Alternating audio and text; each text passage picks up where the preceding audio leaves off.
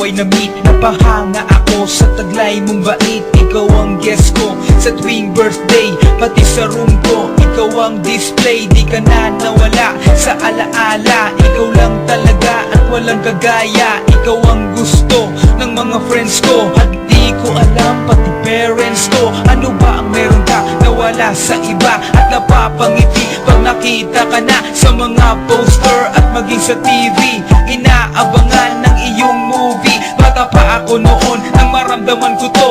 Ayoko ng iba, ikaw ang gusto ko. At sa aaminin ko, maniwala ka, mas gusto kita kaysa kay Darna.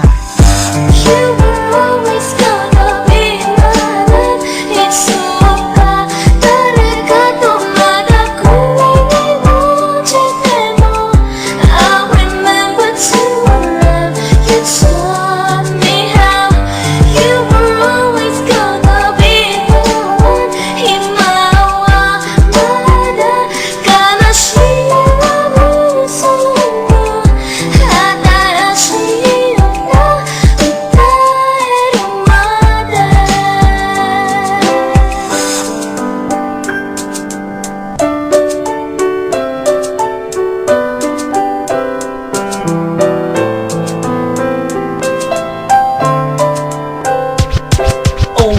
Oh why, bakit ganito? Gusto ko ikaw lang nasa tabi ko. Mga poster mo at mga magazine, sa buhay ko hindi kita kayang alisin. So pati sa cellphone at mga gamit, ikaw ang nakalagay sa aking bedsheet. Ako ay nalungkot nang ika'y nawala. Ano ba ang mali na aking nagawa? Pakiusap naman kahit na sandali, para lang mapawi ang mga bigani at muling umiti at di na umiyak. Magpakita ka lang, gusto kong matiyak na buhay ka pa rin at ika'y malakas. Gumawa ka ulit ng mga palabas, at kapag bumalik, ngingiti na pusa, at hindi ako magmamahal ng pusa.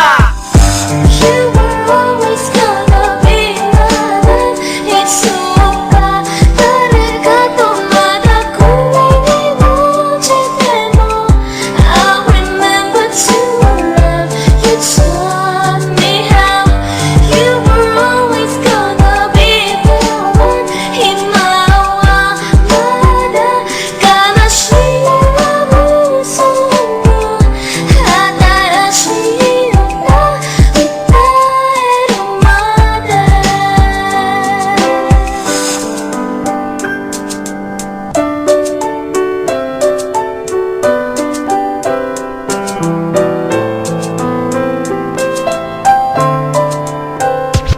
Lumipas ang mga taon, nananatili ka pangarap. Nais kong libutin ang mundo para ka lang mahanap. Sapagkat hindi sapat makita ka lang sa larawan. Gusto ko ay makasama ka, handa ko nang iwanan ang lahat ng kayamanan, pati GF ko. Sabihin mo magkano ba ang TF mo, at aking ibibigay, tanggapin mo lang ako. Okay lang sa akin kahit alipinin mo ako. Sabi ng ama ko, nabubuwang ako. Sabi ng ina ko, di ka raw totoo. Isa kang kwentong binigyan ng buhay, pero sa mundong ito, di ka raw tunay. Isa kang nilikha para lang sa bata, kaya pala ikaw ay di tumatanda. Pero kahit ganito, sana ay